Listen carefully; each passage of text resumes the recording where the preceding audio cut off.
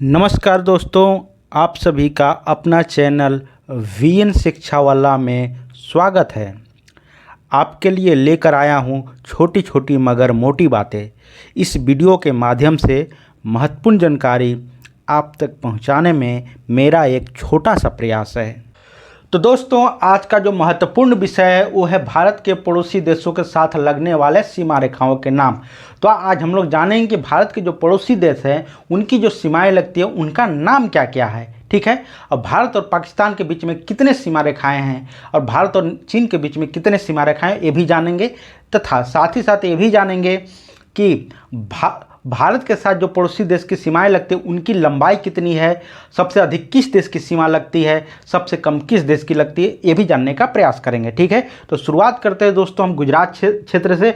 गुजरात का क्षेत्र में जो सबसे अंतिम बिंदु है, यानी कि भारत के पश्चिम में सबसे अंतिम बिंदु, उसका नाम क्या है? गौहर मोती या गौर माता। ये कहाँ स्थित है दोस्तों? गुजरात के कच्छ में स्थित है। ठीक है, इधर जो है पाकिस्तान है दोस्तों, इधर है भारत। तो पाकिस्तान का सिंध वाला प्रांत है। ठीक है, तो यहाँ से एक सीमा रेखा स्टार्ट होती है और ये यहाँ तक, कहाँ तक जाती है? राजस्थान के क्षेत्र तक। यहाँ से राजस्थान शुरुआत होता है। इसका क्या नाम है? 24 डिग्री समांतर रेखा या सर्करिक रेखा। ठीक है, अब यहाँ से आगे चलते हैं। यहाँ से भी एक दूसरी रेखा खींची गई है। ये कहाँ तक जाती है? ऐसे होकर के जम्मू कश्मीर के क्षेत्र तक। इसका नाम क्या है? रेड क्लिफ रेखा। रेड क्लिफ रेखा जो है भारत और पाकिस्तान के बंटवारे के समय में खींचा गया था, निर्धारित किया गया था। ठीक है, कब किया गया था? 17 अगस्त 1947 को। भारत कब आज़ाद हुआ था? 15 अगस्त 1947 को।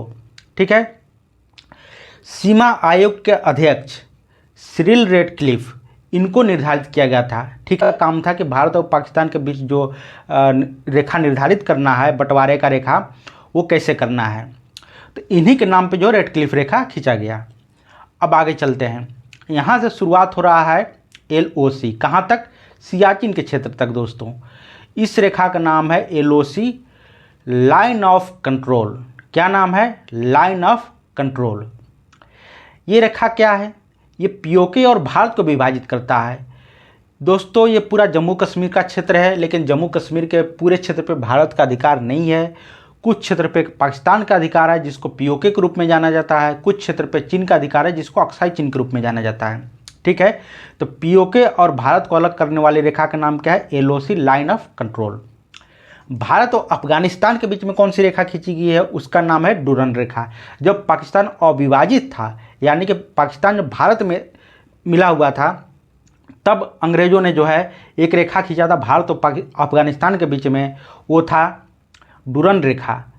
ठीक है, लेकिन जब पाकिस्तान अलग हो गया तब ये डूरन रेखा जो है पीओके वाले क्षेत्र में चला गया, जो थोड़ा सा सीमा लगता है।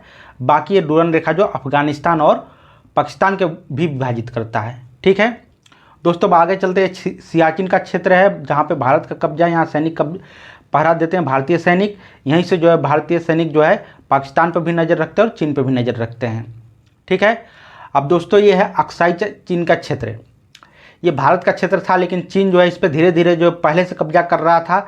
आज़ादी के समय से पहले से कब्जा कर रहा था, लेकिन 1962 का जब चीन और भारत का जब युद्ध हुआ, उसके बाद चीन इस पर जो पूर्ण रूप से कब्जा कर लिया। तो वहाँ पे एक समझौता हुआ। उस समझौते के तहत जो है LAC खींचा गया, यानी कि लाइन ऑफ एक्चुअल कंट्रोल के रूप में जाना जाता है। यहीं पे गलवान घाटी है, यहीं पे पेंगोंग झील है, जहाँ पे जो है चीन के साथ हमेशा विवाद होता रहता है। ठीक है, अब आगे बढ़ते हैं दोस्तों। ये है चीन और इधर है भारत। तो चीन और भारत के बीच में जो रेखा खींचा गया है, निर्धारित की गई है, उसका नाम है मैकमोहन रेखा। ठीक है, ये यहाँ से देख रहे हैं चीन का क्षेत्र, इधर नेपाल स्टार्ट हो जाता, फिर ये अरुणाचल प्रदेश का क्षेत्र है। तो भारत और चीन को विभाजित करने वाली रेखा का नाम क्या है? मैकमोहन रेखा। अब आगे चलते हैं। नेपाल और भारत। नेपाल और भारत के बीच में कौन सी सीमा रेखा है? तो दोस्तों, ब्रिटिश सरकार और नेपाल साम्राज्य के बीच में एक समझौता हुआ था, जिसका नाम है सुगौली संधि। सुगौली संधि के रूप में एक समझौता हुआ था, उसके तहत ही जो है भारत और नेपाल के बीच में सीमा रेखा का निर्धारण किया गया था। उसका नाम है सुगौली संधि रेखा। अब आगे चलते हैं दोस्तों। यह है भूटान का क्षेत्र। तो भूटान और भारत के बीच सीमा लगती है, साझा होती है। तो भारत और भूटान के जो सीमा रेखा, उसका नाम क्या है? तो दोस्तों, इसका कोई विशेष नाम नहीं है, भारत और भूटान सीमा रेखा के रूप में जाना जाता है। अब आगे चलते हैं। दोस्तों ये है म्यांमार का क्षेत्र। तो भारत और म्यांमार के बीच में जो सीमा रेखा है उसका नाम क्या है? इसका भी कोई विशेष नाम नहीं है, भारत और म्यांमार सीमा रेखा के रूप में जाना जाता है। अब आगे चलते हैं दोस्तों, ये है बांग्लादेश। तो भारत और बांग्लादेश के जो विभाजित करने वाली जो सीमा रेखा उसका नाम क्या है? रेड क्लिफ रेखा। ये रेड क्लिफ रेखा यहाँ पर भी है, रेड क्लिफ रेखा यहाँ पर भी है।